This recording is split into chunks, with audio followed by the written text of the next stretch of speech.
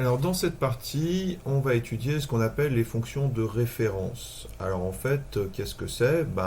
L'idée c'est que quand on étudie des fonctions, quand on manipule donc des expressions algébriques, on se rend compte que c'est très très souvent en fait les mêmes fonctions qui reviennent. On a déjà remarqué ça plusieurs fois. On a souvent du x au carré, on a souvent du racine de x, du 1 sur x, des choses comme ça. Eh bien, l'idée, ça va être ces fonctions donc de base à partir desquelles on fabrique toutes les fonctions, c'est de les étudier une bonne fois pour toutes pour avoir leurs propriétés. Alors, on va en étudier 5 dans cette partie-là. On va étudier donc les fonctions affines, que normalement vous connaissez du collège. On va étudier la fonction carré, donc qui a x associé x au carré, la fonction cube qui a x associé x au cube, la fonction inverse qui a x associe 1 sur x, attention à ne pas confondre inverse et opposé, là on va vraiment montrer avec l'inverse, et puis la fonction racine carrée. Alors on va commencer tout de suite avec les fonctions affines. Alors une fonction affine, qu'est-ce que c'est? Eh bien c'est une fonction qui peut se mettre sous la forme f de x égale tout simplement ax plus b. Autrement dit, une fonction affine, c'est une fonction donc du premier degré. On va avoir des x, on n'aura pas d'autre puissance, on n'aura pas autre chose. Et puis donc a et b ici, eh bien ce sera deux réels, ce sera deux paramètres de notre fonction. Par exemple, je ne sais pas, f de x égale 3x moins 5. D'accord? Donc dans cet exemple-là, a il vaut 3 et b il vaut moins 5. D'accord? C'est bien de la forme ax plus b. Alors on a un cas particulier de fonction affine, c'est dans le cas où ici b vaut 0. Si b vaut 0, donc notre fonction elle s'écrit f de x égale ax, et on dit dans ce cas-là que cette fonction est linéaire. Mais attention, une fonction linéaire, c'est un cas particulier d'une fonction affine. Une fonction linéaire est affine. C'est simplement que là, le coefficient b ici vaut 0.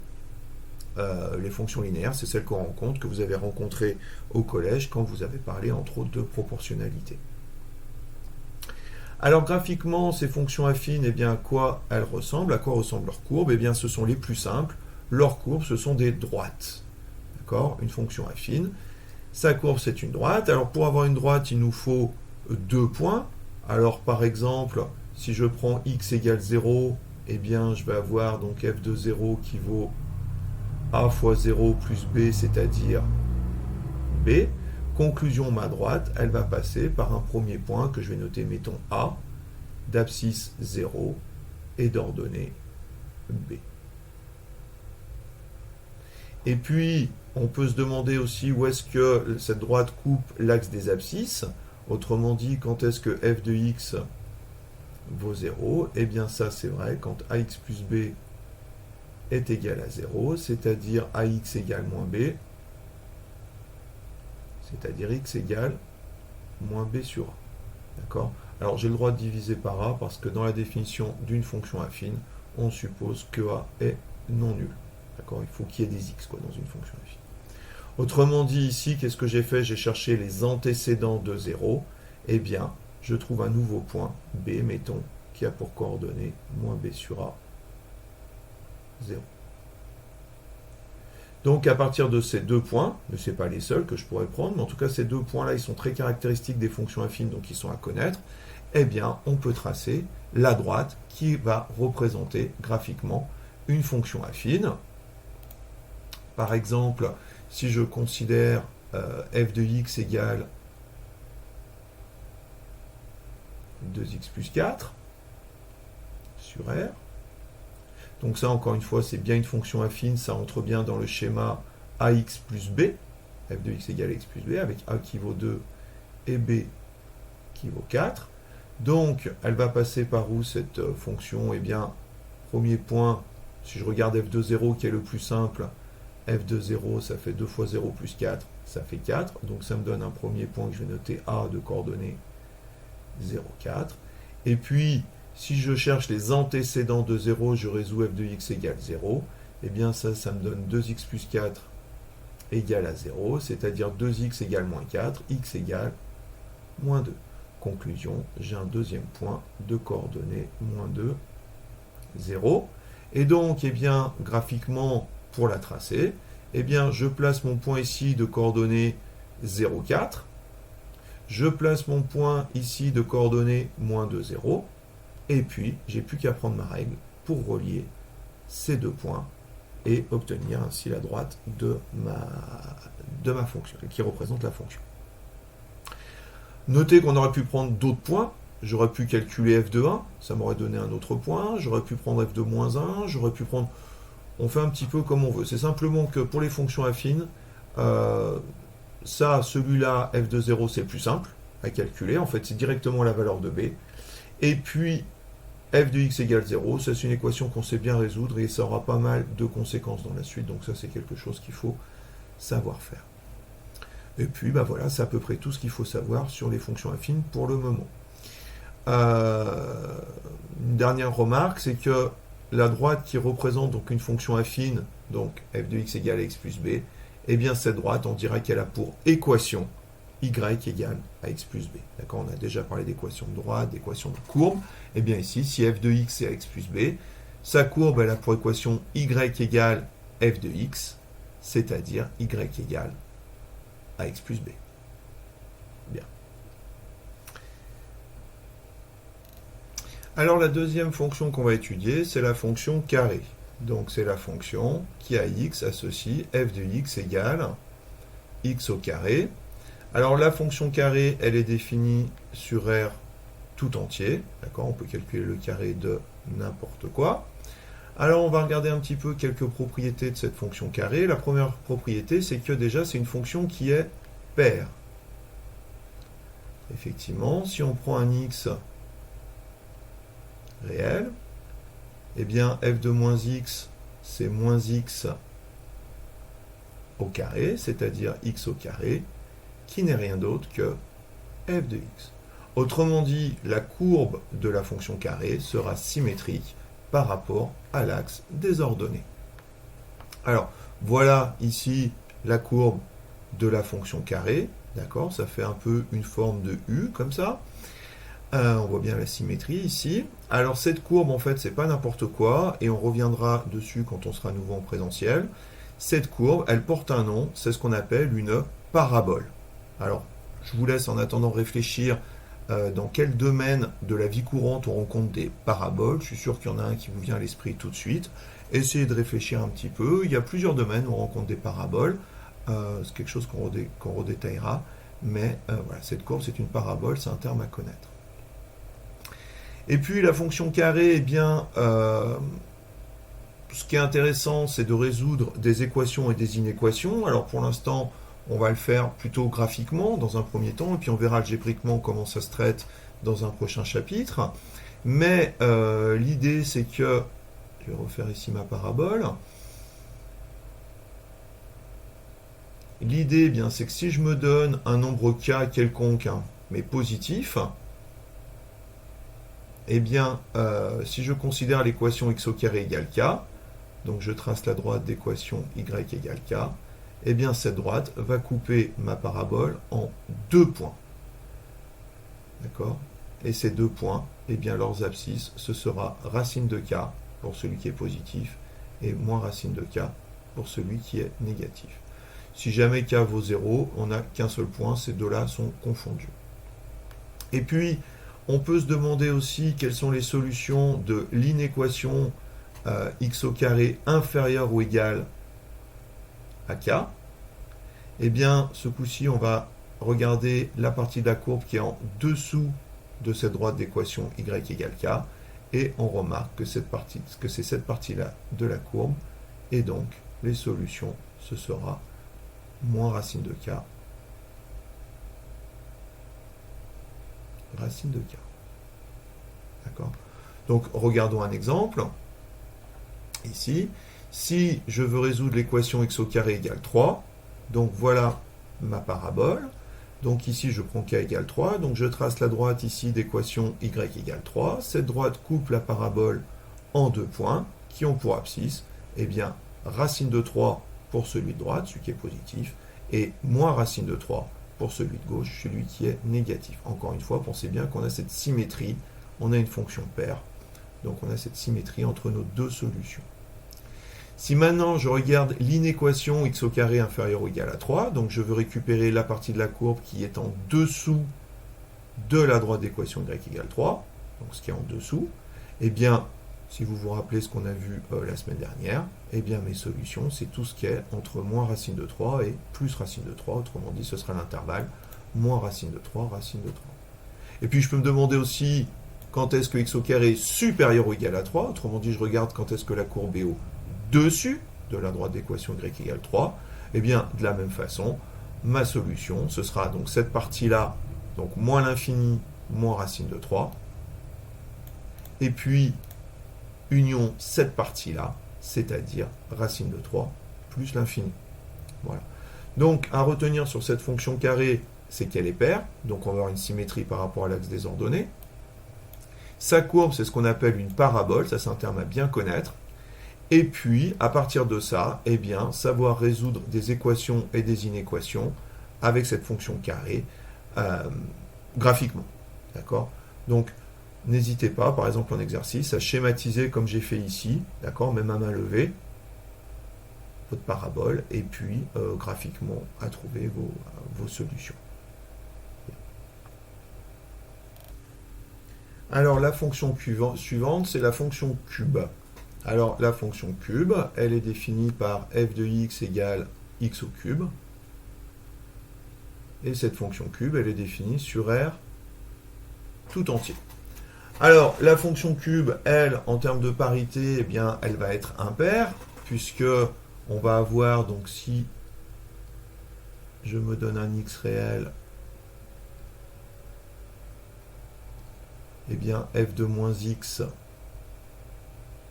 c'est moins x au cube. Or, comme la puissance ici est impaire, le moins il sort, ça me fait moins x au cube, c'est-à-dire moins f de x. Autrement dit, cette fonction cube étant impaire, eh bien sa courbe va être symétrique par rapport à l'origine du repère. Donc voilà ici la courbe de la fonction cube. Vous voyez, on voit bien ici cette symétrie autour de l'origine. Alors comme avec la fonction carrée, on peut s'intéresser à résoudre des équations et des inéquations. Et si on s'intéresse à résoudre l'équation x au cube égale une certaine valeur de k, par exemple, ici, je vous ai donné avec k égale 2. Donc ici, si on résout l'équation x au cube égale 2, eh bien, en fait, cette équation a toujours une seule solution. Et cette solution, c'est ce qu'on va appeler la racine cubique de x. Et la racine cubique de k, la racine cubique de k, et la racine cubique de k, eh bien, on va la noter en utilisant le symbole racine comme la racine carrée, sauf que pour dire que c'est au cube, eh bien ici on va mettre un petit 3. D'accord? Donc racine cubique de k, en fait, c'est le nombre dont le cube vaut k. Voilà, ça c'est une nouvelle notation à connaître. Par exemple, ici, si je veux résoudre l'équation x au cube égale 2, eh bien cette équation a une seule solution qu'on va noter, racine cubique de 2. Partant de là, eh bien, on peut résoudre très très facilement les inéquations du type x au cube inférieur ou égal à k. Par exemple, x au cube inférieur ou égal à 2.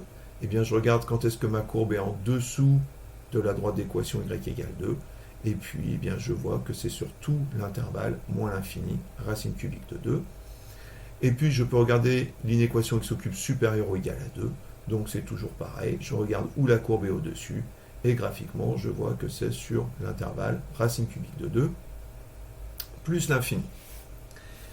Alors, cette fonction cube, il y a quelque chose qui est intéressant, c'est qu'on peut, pour un nombre x positif, comparer x, x au carré et x au cube. Alors, on va regarder ça graphiquement. Donc, je vais lancer un GeoGebra. Donc, je vais regarder donc, ma fonction cube sur l'intervalle 0 plus l'infini. Donc là, voilà. Là, je vais agrandir un petit peu pour bien voir ce qui se passe. Ensuite, ma fonction carrée. Fonction x au carré sur l'intervalle 0 plus l'infini. Et puis, f de x égale x, donc fonction x sur l'intervalle 0 plus l'infini. Bien. Et si je regarde ces trois fonctions, donc en rouge, c'est la fonction qui a x associe x au cube. En orange, c'est la fonction qui a x associe x au carré. C'est pas très joli ça. Et ici, en gris, moi j'aime pas trop ce gris, je vais la mettre, mettons, en vert. La fonction qui a x associe x. Ok, donc en rouge, c'est x au cube. Tiens, celle-là, je vais la mettre en bleu, ce sera peut-être plus lisible. En bleu, x au carré. Et en vert, x. Eh bien, on se rend compte que ces trois courbes se coupent au point de coordonnées 1, 1. Effectivement, si je regarde 1 au cube, ça fait 1. 1 au carré, ça fait 1 aussi. Et sur l'intervalle 0, 1, eh bien, c'est la rouge qui est en dessous, puis la bleue, puis la verte, c'est-à-dire on va avoir x au cube qui sera plus petit que x au carré, qui lui-même sera plus petit que x. Et à partir du moment où x est plus grand que 1, eh bien c'est le contraire, c'est la verte qui est en dessous, puis la bleue, puis la rouge, c'est-à-dire x sera plus petit que x au carré, qui lui-même sera plus petit que x au cube. D'accord ? Si x est compris entre 0 et 1, eh bien x au cube est plus petit que x au carré, qui lui-même est plus petit que x. Donc c'est cette situation-là. Et quand x est plus grand que 1, eh bien c'est le contraire. C'est x qui est plus petit que x au carré, qui lui-même est plus petit que x au cube. Donc ces deux inégalités sont à connaître. On va les démontrer. Donc si je me donne un x entre 0 et 1,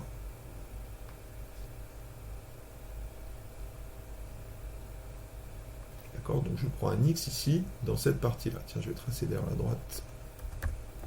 Verticale. Pour bien marquer la délimitation de ce truc-là. Bon.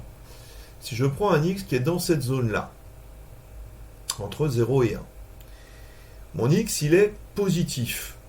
D'accord ? Ça, c'est fondamental. Autrement dit, comme x est positif, dans cette inégalité, je peux tout multiplier par x. Si je multiplie tout par x dans cette inégalité, donc qui est positif, eh bien, qu'est-ce que j'obtiens ? J'obtiens que x au carré, x fois x, x au carré, est plus petit que 1 fois x, c'est-à-dire x. Si je remultiplie encore par x qui est positif, qui est toujours positif, x, eh bien, qu'est-ce que j'obtiens ? J'obtiens x au carré fois x, x au cube, plus petit que x fois x, x au carré. Et en définitive, si je mets ensemble ces deux inégalités, qu'est-ce que je vais avoir ? Je vais avoir que x au cube est plus petit que x au carré. Et x au carré, il est lui-même plus petit que x. Autrement dit, j'aurais bien x au cube plus petit que x au carré, plus petit que x. D'accord ? X au cube plus petit que x au carré, plus petit que x. Le cas où x est plus grand que 1 se fait exactement de la même façon. Si maintenant je prends un x plus grand que 1, eh bien x, encore une fois, il est positif.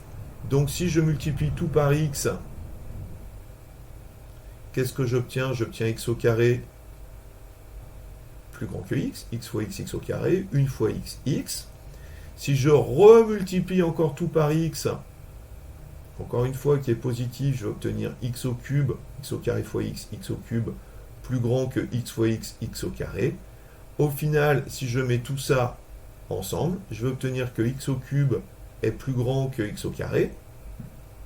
Oui, mais x au carré est lui-même plus grand que x, ce qui est bien ce que je veux, puisqu'en lisant ça dans l'autre sens, j'en déduis que x est plus petit que x au carré, qui lui-même est plus petit que x au cube. X en vert est plus petit que x au carré en bleu, qui lui-même est plus petit que x au cube, ici, en rouge. Alors la fonction inverse, elle est un petit peu plus intéressante. La fonction inverse, donc elle est définie par f de x égale 1 sur x, mais attention, ici, comme on a une division par x, elle n'est pas définie sur R tout entier. Il y a une valeur interdite qui est 0. Autrement dit, son ensemble de définitions, ça va être tous les réels sauf 0, autrement dit, moins l'infini 0, union 0, plus l'infini. D'accord? Et il faut bien faire attention à ça, la fonction inverse n'est pas définie en 0. Alors, regardons sa parité, je me donne un x donc non nul, et je calcule f de moins x. F de moins x, eh bien c'est 1 sur moins x, que je peux écrire moins 1 sur x, d'accord, le moins qui est au dénominateur, je peux l'écrire devant la fraction, et moins 1 sur x, c'est rien d'autre que moins f de x. Conclusion, la fonction cube est impaire, et donc du coup, sa courbe va être symétrique par rapport à l'origine du repère. Alors sa courbe, c'est ce qu'on appelle une hyperbole. Alors attention à ne pas confondre, hein, la courbe de la fonction carrée, ça s'appelle une parabole. La courbe de la fonction inverse, c'est ce qu'on appelle une hyperbole. Alors, regardons cette courbe, son allure. En fait, là ici, donc la fonction n'étant pas définie en 0, il va y avoir une cassure dans cette courbe, et elle va être en deux morceaux. On va avoir un morceau ici sur moins l'infini 0, ce qu'on appelle une branche de l'hyperbole, et un autre morceau ici sur 0 ouvert plus l'infini, qui va constituer la deuxième branche. Mais faites bien attention que ces deux branches, en fait, ne se rejoignent pas, puisque ici, en fait, en 0, comme on a une valeur interdite, c'est comme si on avait ici une barrière, une sorte de barrière infranchissable. Moi, j'aime bien imaginer ça comme vraiment une barrière qu'on ne peut pas franchir. Il y a ce qui se passe à droite de cette barrière, il y a ce qui se passe à gauche de cette barrière, mais il n'y a aucun contact, si vous voulez, entre ces deux côtés. Imaginez par exemple une rambarde d'autoroute qui va séparer donc les deux voies de l'autoroute. Vous avez une autoroute ici, un sens qui va vers Paris, et puis ici le sens, mettons, qui va vers Lyon. Eh bien, ce qui se passe sur l'autoroute qui va vers Paris et ce qui se passe dans le sens qui va vers Lyon, eh bien, c'est complètement indépendant. Alors attention, c'est pas parce qu'il y a deux morceaux que c'est deux courbes, c'est vraiment une seule courbe. Alors ça, c'est un truc qui est un petit peu subtil, sur lequel en ce moment vous avez un petit peu du mal, mais il faut bien penser que ça, c'est une seule courbe, mais qui est constituée de deux parties. Voilà, mais c'est vraiment une seule courbe. Maintenant qu'on a compris ça, résoudre des équations et des inéquations, c'est pas très compliqué. Pourquoi? Parce que si je veux résoudre par exemple l'équation 1 sur x égale 2, donc je trace ici la droite d'équation y égale 2, eh bien l'idée c'est que l'équation 1 sur x égale k, où k est non nul bien sûr, a pour solution 1 sur k. Autrement dit, l'équation f de x égale 2 a pour solution 1 demi. D'accord? Parce que l'inverse de 1 demi, c'est 2. L'inverse de 2, c'est 1 demi, et l'inverse de 1 demi, c'est 2. Repensez à la définition de l'inverse. Alors là où c'est un tout petit peu plus délicat, c'est si on veut résoudre des inéquations. Alors si je veux résoudre l'inéquation 1 sur x inférieur ou égal à 2, eh bien l'idée c'est qu'il va falloir que je regarde où est-ce que ma courbe, donc mon hyperbole, est en dessous de la droite d'équation y égale 2. Alors là, il faut faire attention parce que mon hyperbole, elle a deux morceaux. Donc il va y avoir d'une part ce premier morceau moins l'infini 0. D'accord? Attention, j'enlève bien ici la valeur 0.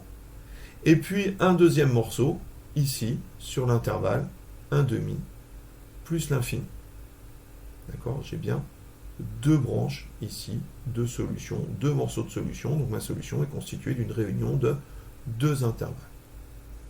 Et si maintenant je veux résoudre l'inéquation 1 sur x supérieur ou égal à 2, donc je me demande où est-ce que ma courbe est au-dessus de la droite d'équation y égale 2, eh bien je vois que ça se passe sur l'intervalle 0, 1 demi. C'est entre 0 et 1 demi que la courbe est au-dessus de la droite d'équation y égale 2.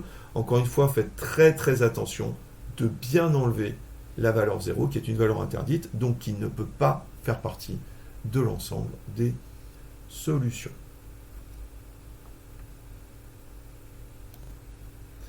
Enfin, la dernière fonction de référence qu'on étudie, alors ça va être un petit peu plus rapide, donc c'est la fonction racine carrée. Donc la fonction racine carrée, c'est la fonction qui a x associé f de x égale racine de x. Alors celle-là, elle pose aussi une petite difficulté en termes d'ensemble de définition, parce qu'on ne peut pas calculer la racine carrée de n'importe quoi. Rappelez-vous, quand on écrit racine de x, il faut impérativement que le x ici soit positif. Autrement dit, cette fonction va être définie sur 0 plus l'infini. Alors, dans la mesure où son ensemble de définition n'est pas symétrique par rapport à 0, d'accord, vous vous rappelez de cette histoire de symétrie par rapport à 0. Ici, on n'a pas de symétrie par rapport à 0. Autrement dit, il n'y a pas de sens à regarder la parité de cette fonction-là. Cette fonction-là, la parité n'a juste pas de sens. En fait, elle n'est ni paire ni impair. Et puis, notez qu'elle est définie en 0. Il n'y a pas de souci. Racine de 0, ça existe, ça fait 0. On a souvent tendance à mélanger un petit peu entre la fonction inverse, la fonction racine carrée. La fonction racine carrée est bien définie en 0. Bien, alors regardons sa courbe. Voilà la courbe de la fonction racine carrée. En fait, cette courbe-là, c'est une moitié de parabole. C'est une parabole qu'on aurait tournée et qu'on aurait mis, si vous voulez, à l'horizontale et qu'on aurait coupé en deux. C'est juste une moitié de parabole. Et si vous voulez résoudre l'équation racine de x égale k, donc je cherche par exemple ici racine de x égale 2, donc je trace la droite d'équation y égale 2, eh bien, les solutions de ces équations de racine de x égale k, ça a une seule solution qui est k au carré. Par exemple, le nombre dont la racine carrée vaut 2, donc solution de l'équation racine de x égale 2, eh bien, c'est 2 au carré, c'est-à-dire 4. De la même façon, eh bien, si on veut résoudre des inéquations, si je veux résoudre racine de x inférieure ou égale à 2, donc je regarde où est-ce que ma courbe est en dessous, ici, de la droite d'équation y égale 2, eh bien, je vois que ça se passe sur l'intervalle 0, 4. Et puis, si je veux que racine de x soit plus grand que 2, eh bien, je résous ça. La solution, c'est sur l'intervalle 4, plus l'infini. Donc, voilà les principales propriétés donc, de ces fonctions de référence. Ces propriétés sont à connaître, notamment les solutions graphiques d'équations et d'inéquations. D'accord? Donc, si je reprends pour la fonction carrée, donc, si je résous x au carré égale k, où k est positif, j'ai deux solutions qui sont plus ou moins racine de k. D'accord, x au carré égale 3, plus ou moins racine de 3. Pour la fonction cube, la valeur ici qui va bien, ça s'appelle la racine cubique. C'est-à-dire que x au carré égale 2, ça a une solution qui est racine cubique de 2. D'accord, ça c'est une nouvelle notation à apprendre et à retenir. Pour la fonction inverse, eh bien, l'inverse de l'inverse, c'est le nombre de départ. Donc, la solution de 1 sur x égale 2, par exemple, c'est 1,5. C'est l'inverse de 2. Les solutions de 1 sur x égale k, la solution de 1 sur x égale k, c'est 1 sur k.